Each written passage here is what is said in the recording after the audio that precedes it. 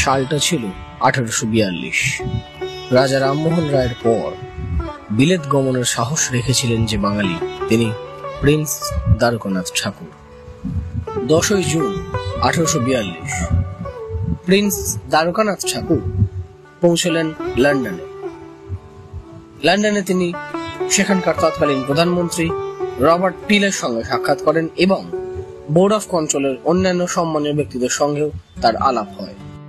এরপর অবশেষে 16ই June 1842 Prince দ্বারকানাথের সৌভাগ্য হল তিনি সাক্ষাৎ করলেন তৎকালীন পরাধীন ভারতবর্ষ এবং ইংল্যান্ডের সম্রাজ্ঞী মহারানী ভিক্টোরিয়ার সঙ্গে।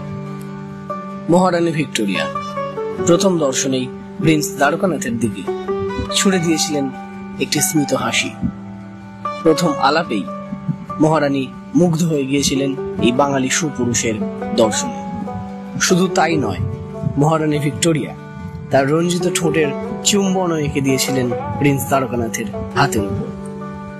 শোনা যায় মহারানী ভিক্টোরিয়া তার গোপন ডায়েরিতে একজন ভারতীয় তথা বাঙালির সম্পর্কে বেশ কিছু মন্তব্য করে গিয়েছেন।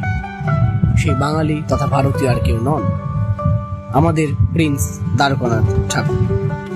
এরপর দেখা গেল প্রিন্স দ্বারকানাথ ঘন ঘনই আমন্ত্রণ পাচ্ছেন বাকিংহাম প্যালেস থেকে। এরকমই একদিন মহারানী ভিক্টোরিয়া তাকে আমন্ত্রণ জানান একটি নৈশ ভোজ সভায়।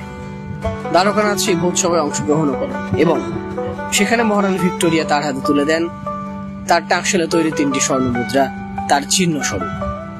হয়তো তখনই ধীরে ধীরে দ্বারকানাথ এবং মহারানী ভিক্টোরিয়া পরস্পরের সম্মুখে একে অপরকে নতুন করে আবিষ্কার করা শুরু করে।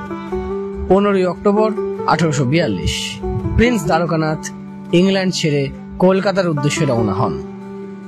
পুনরায় 1845 সালের 8ই মার্চ কলকাতা থেকে আবারও ইংল্যান্ডের উদ্দেশ্যে যাত্রা করেন প্রিন্স দ্বারকানাথ।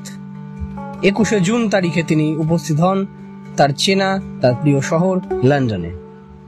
তিনি লন্ডনে পদার্পণ করা মাত্র সেই খবর পৌঁছে যায় মহারানী ভিক্টোরিয়ার কাছ অব্দি।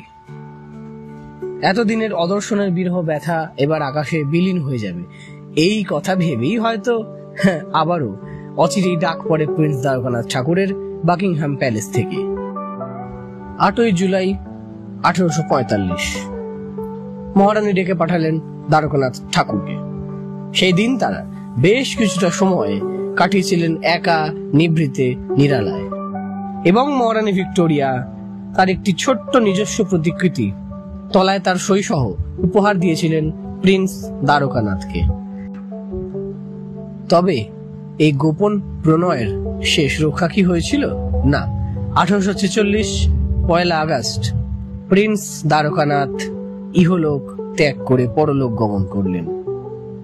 5ই আগস্ট তাকে কেনসাল গ্রিন সমাধিক্ষেত্রে সমাহিত করা হলো ইংল্যান্ডেই। তবে প্রিন্স দ্বারকানাথ ঠাকুরের মৃত্যু এখনো পর্যন্ত আমাদের কাছে একটি রহস্যঘন ঘটনা হিসেবেই পরিগণিত হয়। যখন তিনি মহারানী ভিক্টোরিয়ার আরো অন্তরঙ্গ হচ্ছিলেন, ঠিক তখনই তাকে অকস্মাৎ পৃথিবীর খেলা শেষ করে পরলোকের বাসিন্দা হতে হলো কেন? এই প্রশ্নের উত্তর আমাদের কাছে আজও অজানা। ইতিহাসের এরকম কিছু আরো গরমাগরম দিক জানতে হলে ফলো করতে হবে ইনস্টাগ্রামে historyhot2025।